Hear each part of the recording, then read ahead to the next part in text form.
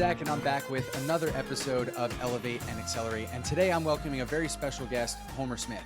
He is a private wealth advisor with over 20 years of industry experience and has dedicated his practice to working with business owners and families of wealth with complex financial planning needs. His mission is to simplify the lives of his clients by quieting the noise that surrounds them both personally and in their business and allow them to focus on what matters most, their purpose and their goals. He has two books. His most recent is Making Smart Decisions, How Ultra Wealthy Families Get Superior Wealth Planning Results. So, Homer, thank you so much for joining me today. Yeah, thanks for having me, Zach. Excited to be here. Yeah, absolutely. So we'll dive into a little bit of what that book is about. But for those of you who don't know who you are, kind of tell me a little bit of where you came from and how you got into this industry.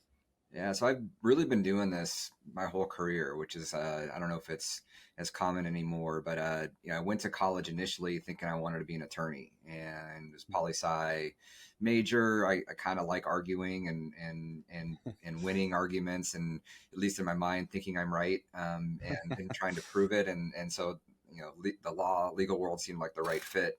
But I took a business law class, and I really fell in love with finance and the business side of it. So I said, okay, well, I'll minor in finance because I like business finance might be the direction I would take. And I really took one finance course and was like, yeah, this is really what I should be doing. I get this. It made complete sense. It relatively came easy for me. It wasn't easy in general, but it was, the concepts really just made sense to me. And I just really enjoyed the problem solving nature of how the financial world worked. So switched to a major in finance and business, and right out of college, jumped into this financial planning world. So I think interestingly enough, starting into that career, my first week as an advisor was the week of 9/11, 2001. Wow.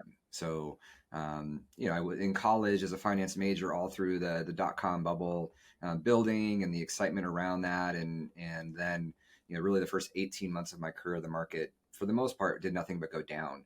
And with a couple of obviously big tragic events around that. And so that was my indoctrination into this world. And I was able to, that was one of the things I figured out as part of my introduction, is I was able to, help people kind of quiet all the noise and really see what was really important to them, and how can we focus on that and not focus on all the stuff going on around them. And not that it didn't matter, obviously there were some big things going on in the world, but it wasn't going to, there's nothing that's in their control. And not even really anything they could influence. And so what they could control is what they were doing towards their own goals and working with their family. And so that's what we focused on. And I became pretty good at that. And also I have a knack for being able to take really complex ideas and making them simple and understandable. Because what I know is, you could be a really smart technician, and you can be the smartest advisor, attorney, CPA, whatever it might be. But if you can't get your ideas across to a client in a way that they feel comfortable with and understand, they're not going to do them, and they're not going to end up being any better off. And so it's like, how do we take these complex ideas and make them understandable in a way we'll actually do them? And so that's really how I got kicked off, is figuring out just a way to communicate with families in a way that got them to take action. And that led to a number of other directions in the career, but that's really how it all got started. Yeah. I mean, I can't imagine, right? It's like getting a real estate license in the real estate bubble, right? It's like all of a sudden you jump into this, and it's like a worst case scenario from that perspective of trying to, cut your teeth in a new industry, let alone when it's struggling really difficultly. So it makes sense that would really kind of hone your skills in being able to walk people through and see, the light at the end of the tunnel, and that this isn't the end, and really focus in on, like you said too, it's like their purpose and their goals, despite what's going on out here. Let's focus on that, and then figure out what we can use as the resources that we have to accomplish those goals. Yep. Absolutely. That's cool. So I know and have talked with and have worked with financial advisors and different things. I mean, there's so many different directions that you could go. Obviously, you ended up in a couple really specific areas, but what I've noticed most, and what I know about you and how you've worked with people, and what I've heard too, is how much you really care and dive into people's lives, and really take the complex things like, transitioning in from being a business owner or an operator or something like that. So tell me a little bit about how you got into this particular niche and what that did for you. Yeah, it's a little bit of a backstory, so I'll try to make it fast. But so part of my trajectory after starting off, in that and the dot com bubble bursting in 2001 and all that, I ended up pretty quickly moving into leadership in my career. So I ended up building a team in the Seattle area, a pretty big team that I was training, developing, recruiting, and then ended up getting an opportunity to take on a bigger operation in Hawaii for the large firm I was working for. Right, recently married, moved out to Hawaii, and I was managing a branch of 25 advisors and staff.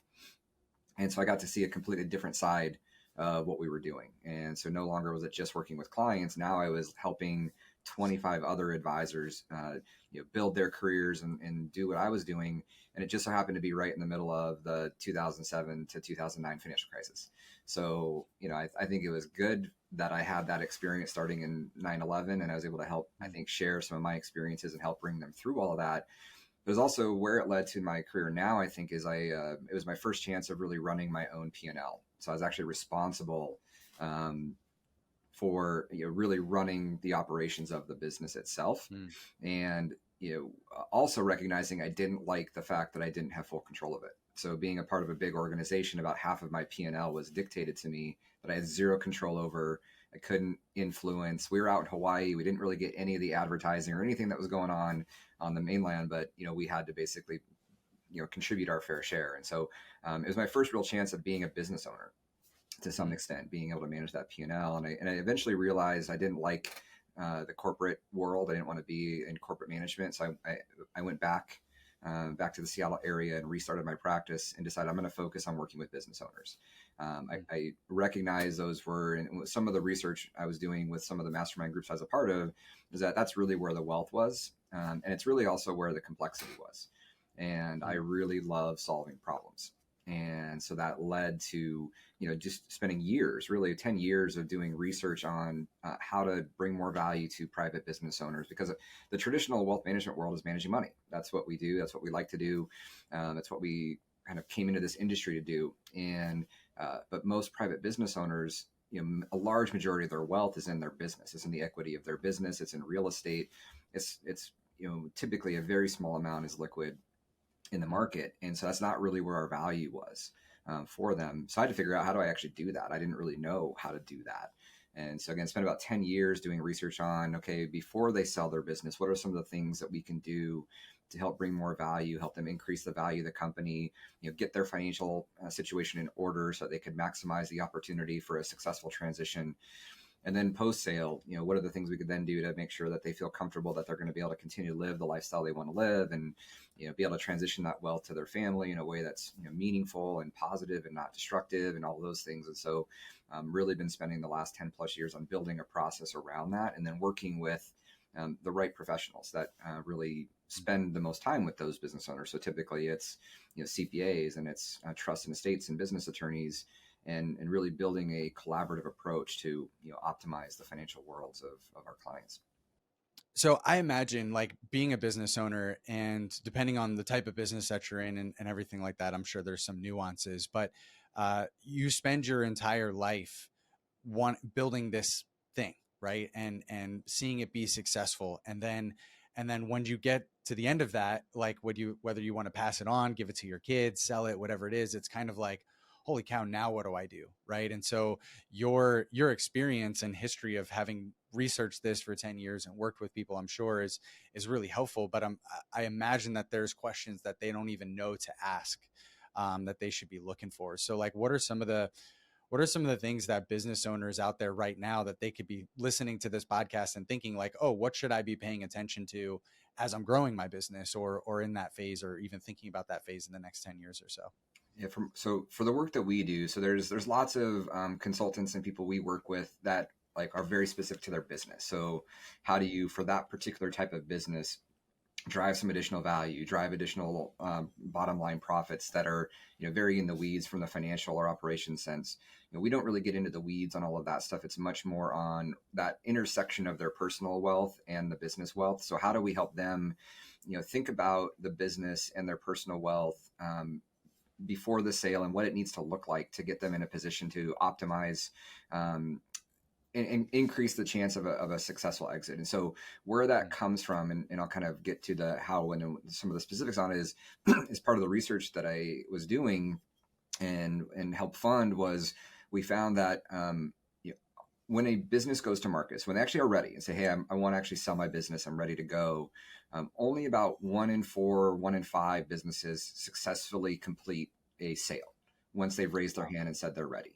And there's many reasons for that, whether they just weren't ready themselves, the market wasn't ready, interest rates were higher. There's all sorts of reasons why maybe that was true. But it's only about 1 in 4, 1 in 5 actually complete a sale. And then once they complete the sale, in some surveys that we did, only 12% of those that completed the sale said they were highly satisfied with the outcome. Wow. So if you put those two together, 1 in 4, 1 in 5, and then 12% of that, it's like 2 or 3% that start the process to say, hey, I'm ready to sell my business, end up highly satisfied with the outcome. Mm.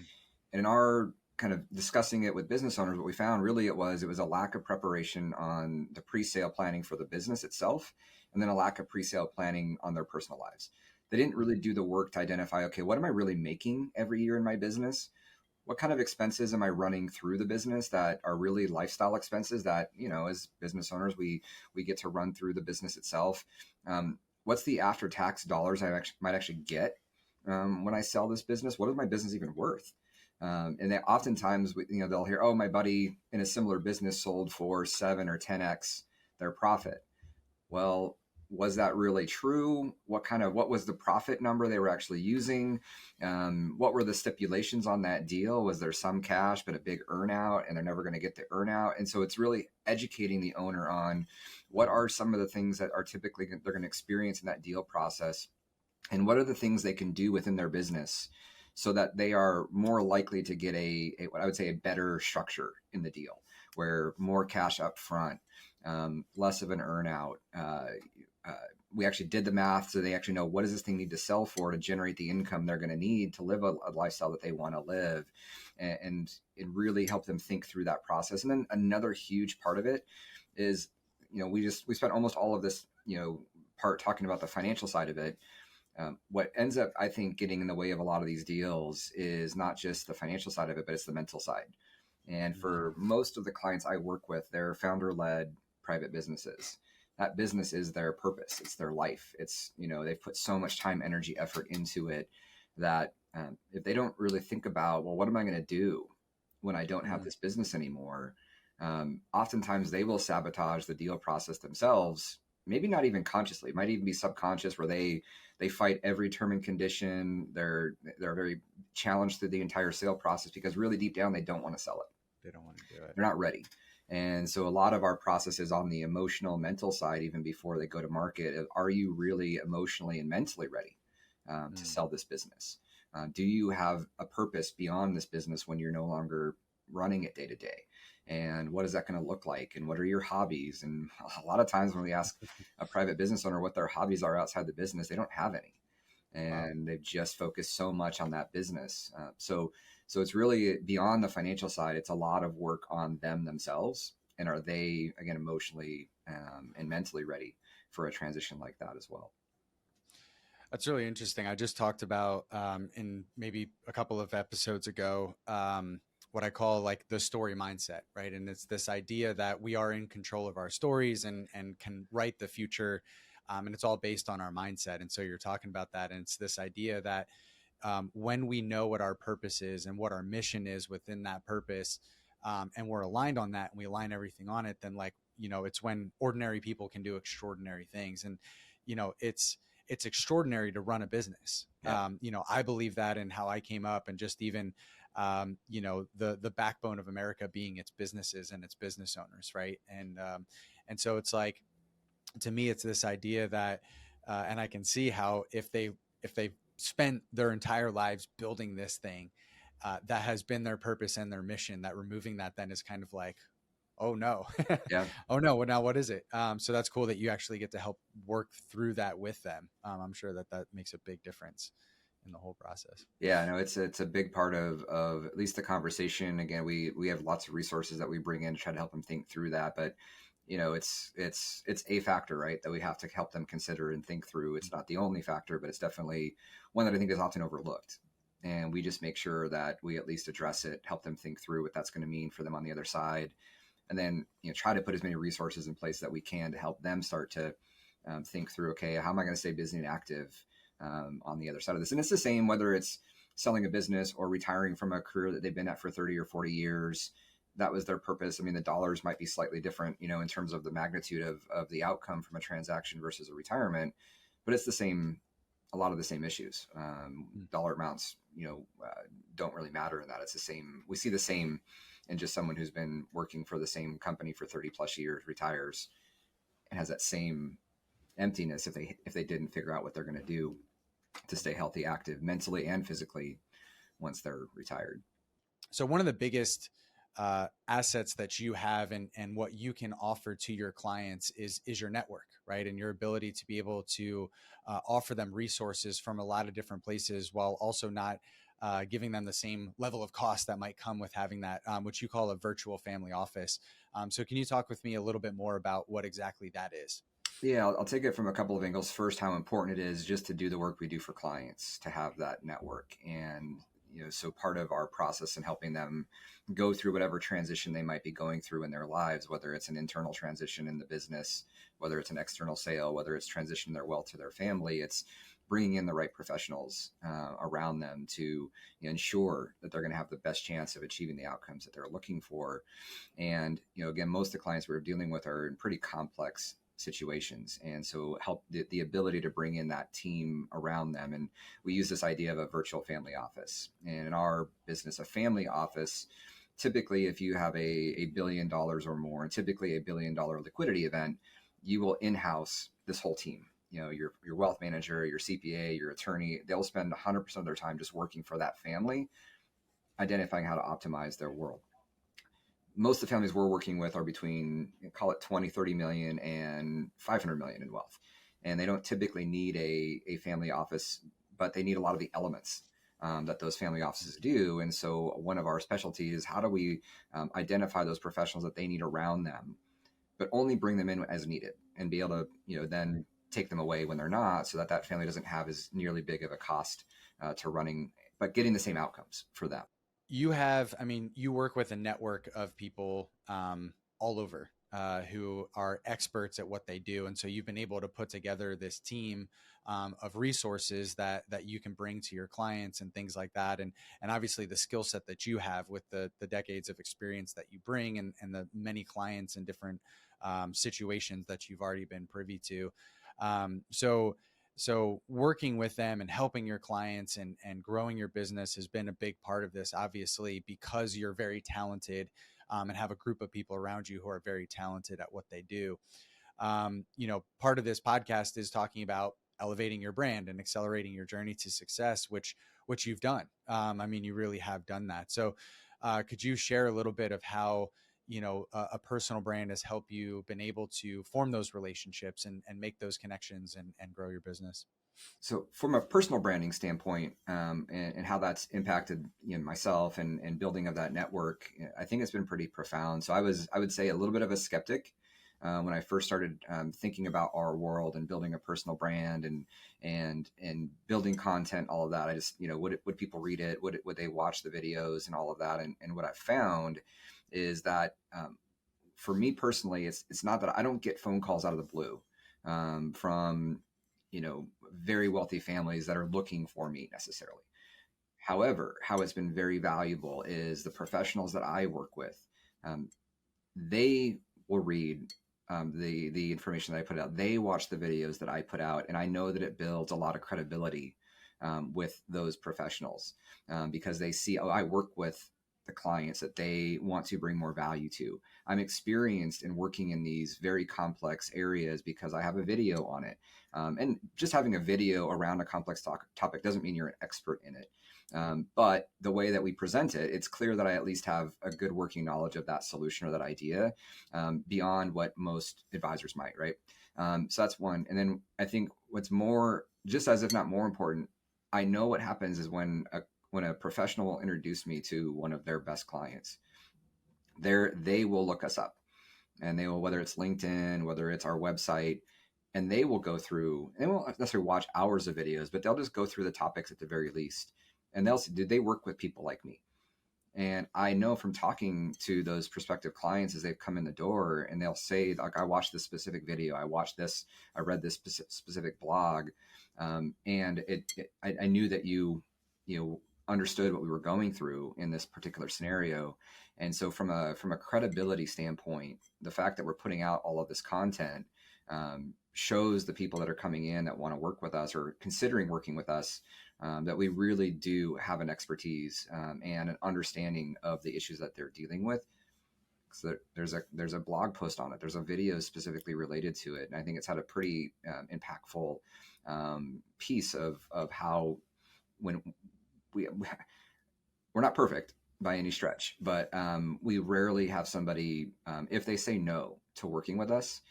It's not because of our expertise. It's not because of their confidence that we can deliver an outcome. Most times they're not ready for the level of planning that we're going to be doing with them. And I'm very confident from the things they've said and the other professionals that we work with have said that a lot of that comes from the content that we put out and the work that we've done on creating the personal brand around that content. That's cool. Yeah, it's a conversation I have a lot where it's the difference between using that to generate leads, which, like you said, people aren't out there looking in that way, to converting those leads. Once they do look, they see you as that authority. So that's really helpful. Thank you. Yeah, and I understand there's probably other industries where you can use that content more from a proactive getting people to respond. I think with the types of clients we work with and the work that we do, well, partly is because of the relationships we've developed with the professionals. We don't need it. We've got a pipeline of ideal opportunities coming in the door. But I think we are in an industry that people aren't looking for me. The clients are typically not, oh, I want to go find a wealth manager that specializes in a virtual family office. No, Right. they talk to their CPA or their attorney and say, I have a problem. And that's their trusted advisor. And that professional then says, okay, we have the best person in the world that deals specifically with that issue that you are talking to me about. You need to go talk to Homer. And that's how we get introduced. But while they trust those professionals, they're still going to look us up. And I just know the importance when I go look up somebody or a professional when I've been introduced and they have an old website that hasn't been updated in 15 years, or at least it looks like it hasn't been updated in 15 years. There's no content. It doesn't mean that they don't know their stuff by any stretch. Doesn't mean they're any less of an expert, but it's harder to confirm it without having some of that information that's out there. And so I definitely think it's been a critical part of our success. So, Homer, your most recent book, Making Smart Decisions: How Ultra Wealthy Families Get Superior Wealth Planning Results, right? So tell me a little bit about what brought that book on and what we find in those pages, and then ultimately how someone can get their hands on it too. Yeah, so where the book came about was what we recognized in the work that we were doing is that, and in our world, we're highly regulated. We're a highly regulated industry. There's nothing that we do that's unique, because if we can do it, then anybody technically could do it. The types of solutions we bring to the table, the way that we work with clients. But what we did find is the way we approach working with the other professionals and with these clients is rare. Just not many other advisors do it the way that we do it. And a big part of that approach, which we decided to put into the book, and really this book is designed for those wealthy families. So if you're a wealthy family, 30 plus million of net worth, and you want to know whether you're optimizing your financial world and putting yourself on the best path to achieve the outcomes that you want, that this is the book for them, right? And so a big component of it is I think a lot of advisors in our industry focus on telling clients what they think they should do based on their experience. We recommend you do this.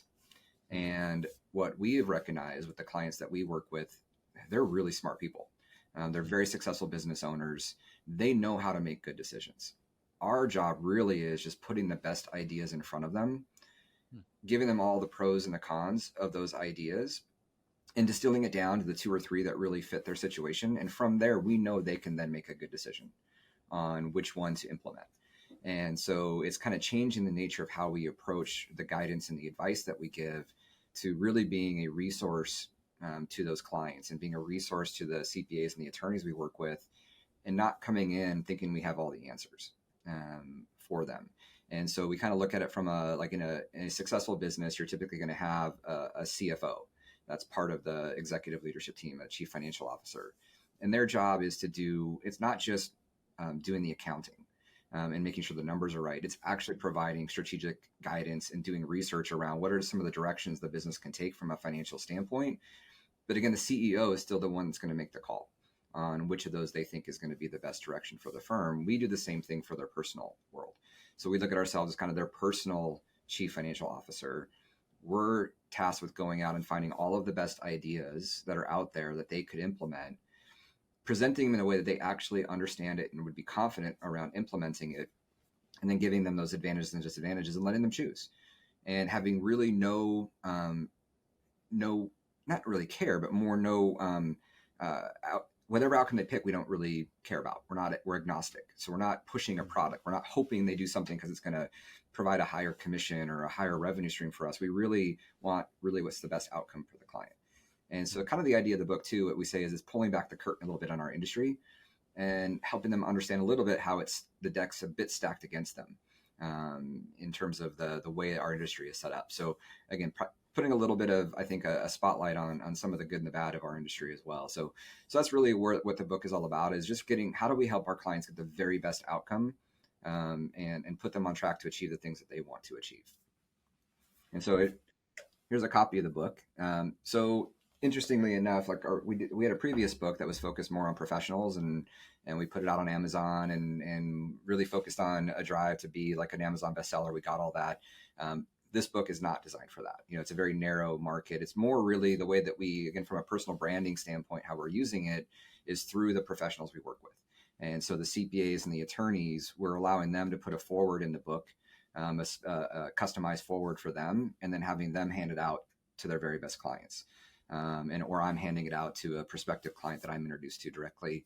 And it's kind of a big brochure, a big business card on what we do and how we do it. And again, from a personal brand and credibility standpoint, I wrote the book on how to make smart decisions when you're an ultra wealthy business owner.